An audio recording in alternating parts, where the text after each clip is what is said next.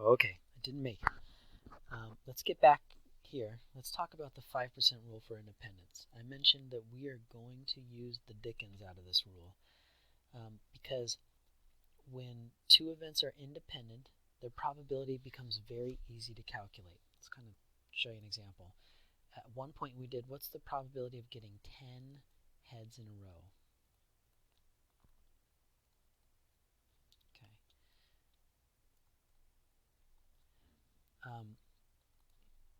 If you recall, we said, well, you could just, because flipping a coin, the events are independent. It doesn't matter if if I get heads, then the next time I flip a coin, it doesn't matter. The coin doesn't know if I got heads or tails. It has no impact on it. We said they're independent events, right? When events are independent, because really what this is the probability of heads and heads and heads, and it's a whole bunch of and statements, meaning I would multiply. But because they're independent, I can just simply say, okay, well, it's the probability of getting heads, which is a half, times the probability of getting heads, which is a half. I could multiply them all the way down, and we ended up with 1/2 to the 10th power.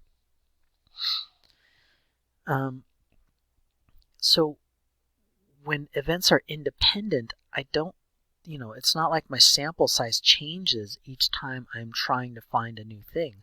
Unlike here, when events are not independent from one another, which could happen if I'm not using replacement, then every time I go calculate a new probability, I've got to remember that, oh, wait a minute, I've pulled one person out of this pool. I've pulled one card out of the deck. It's changing my sample space and changing the number of ways to pull off a success.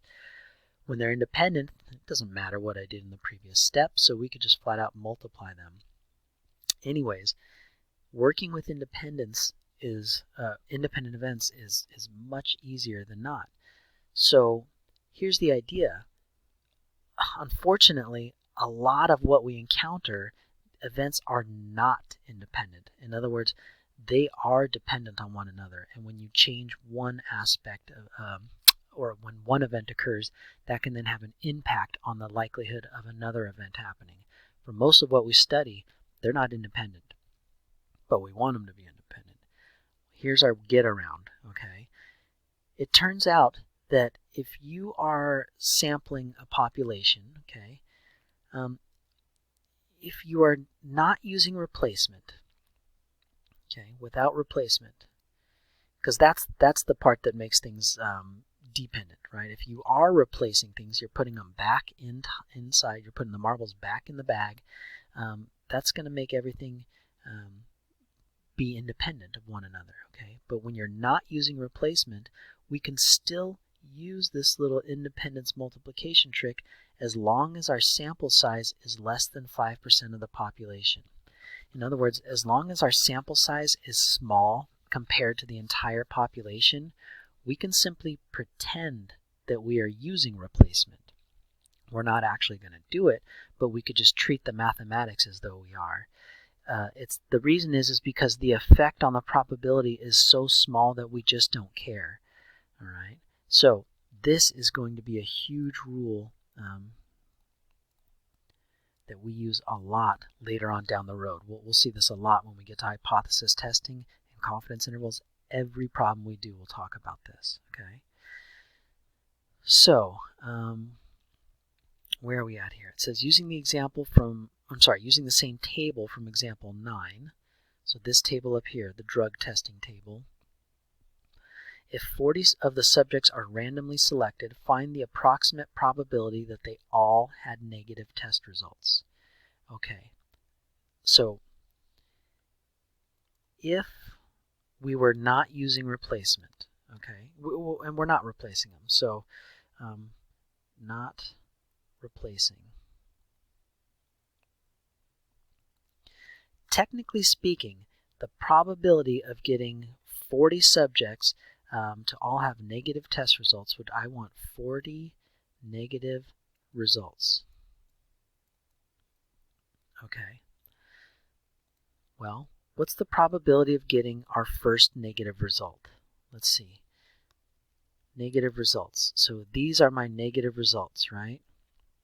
there's 866 negative results, right? So out of the 1,000, 866 are negative test results. So the first one would be out of 1,000, there's 866 negative test results. Now, if I'm not using replacement, which is, I'm not here, they didn't say I'm replacing or anything, then the next time I want to pull someone out and find the probability that they have a negative test result, there's only 999 people left, and there's only 865 of those that have a negative test result, because again, I already counted one. And then the next time I want to find the probability of the next person having a negative test result, I've now removed 2 people from this population, so there would only be 998 people left. And again, I removed now 2 negative test results, so there's only 864 left. Now this is only for 3 people. I've got to do this 40 times.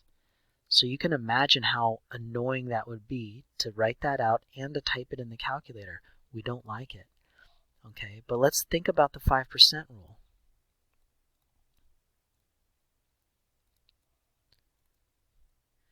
If our sample size is smaller than 5% of our population, then what we can do is we can go ahead and say, well, even though we may not actually be replacing them, let's just pretend we are and calculate it that way.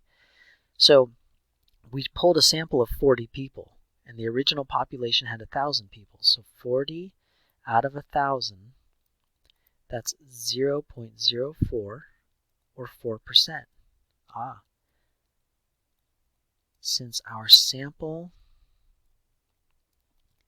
is less than 5% of the population,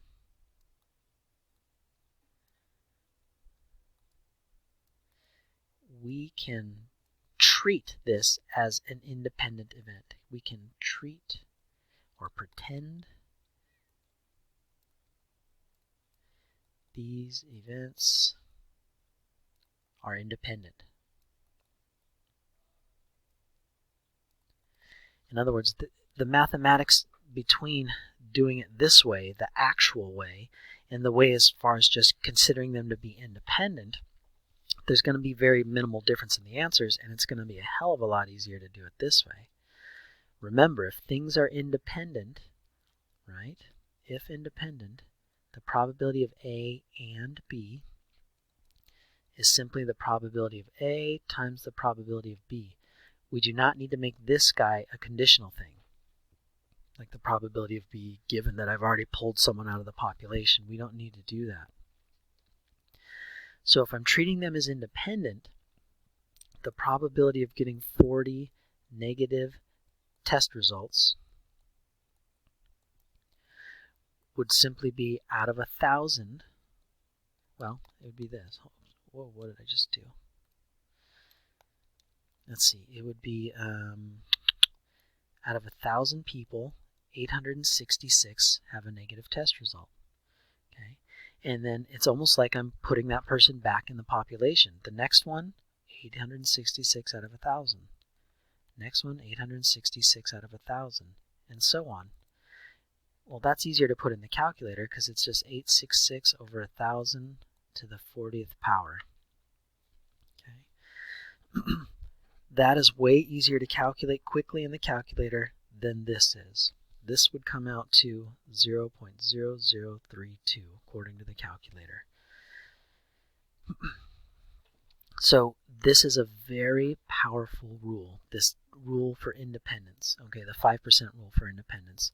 Like I said, it lets us be kind of, not lazy, but efficient, I guess, in how we calculate probabilities. Okay, I think I could do the example on the next page, and that's a good point to stop. I want to do this example, and then this is going to come in one last video for Chapter 3. So let's take a look at this example real quick. Another contingency table right here, okay? And so what they've done is they say that a magazine article reported on Springfield School District's magnet school programs. The article examined the impact of an applicant's ethnicity on the likelihood of admission. The data are summarized in the table below. So here's what we got. Here we have ethnicities and totals. Here we have whether or not they were accepted, waitlisted, or turned away in totals. Okay, so for example, if we look at the Black Hispanic category, okay, odd pairing, there's a total of 508 of those students. 484 were accepted, 0 were waitlisted, 24 were turned away. If we look at the Asian students, there was a total of 299 of them. 120 were accepted, 40 were waitlisted, 139 were turned away. Okay, so what this question is going to do is it's going to kind of quiz us on some of the things we learned. So here it says find the probability that a randomly chosen student is accepted and white. It's an and statement. So probability of accepted and white. Okay. All right. Well, one of the cool things about a contingency table here is it sort of lays out or it sort of categorizes people nicely. So if you're going to do an and statement, you may not have to follow the rule so much as just look for this. Where were the people that were accepted and white? Accepted and white, 316 people. The grand total of all these students we're talking about is 1750. All right, so the probability of someone being accepted and white would be 316 people out of 1750. And that can reduce, but I'm just going to leave it there. Let's take a look at this one. This looks like an or statement. Find the probability that a randomly chosen student is Asian or accepted. So I want the probability of being Asian or accepted. Now remember, if I'm going to do an or statement, I need to use the addition rule, right? I need to add them up, add up the probability of selecting an Asian student or someone that's accepted, and then remove any double counting. So if I look at all the Asian students, okay, I have a total of 299 Asian students. And if I look at everyone that was accepted, we have a total of 920 people that were accepted, but we do have 120 people that were counted in both categories. So double counting occurred. I've got to remove that. I need to take the probability that someone is Asian. I'm not going to be able to write this all. Plus the probability that they were accepted minus the probability that they were both and accepted. Sorry about that. Well, the probability that a student was Asian was right here, 299 out of 1750. The probability that a student was accepted, there was a total of 920 people accepted out of 1750. And then I have to subtract the probability that they were both, because again, anyone that was Asian and accepted got counted twice. So that would be 120 out of 1750 I have to remove. And whatever those add up to, that would be it. And lastly, I think I could get it in just under the wire. Find the probability that a randomly chosen student is black given they are accepted. Probability that a student is black given that they've been accepted. Okay, remember how conditional probability works. Conditional probability says this happened, that event occurred, meaning I'm only interested in this group of people, right? I don't care about the people that are waitlisted or turned away. I'm looking at the group of folks that were accepted, and of that group, how many of them were black, right? So of that group, the grand total is 920 students. Of that, 484 fall into the Black Hispanic category. Again, weird category, but that would be it. That would be the number of ways to achieve success at this event out of that many possible outcomes. Could be reduced, but I'm going to leave it at that. Video is going to end in 10 seconds, so I'm going to cut off and we're going to do this last part. See you in a minute.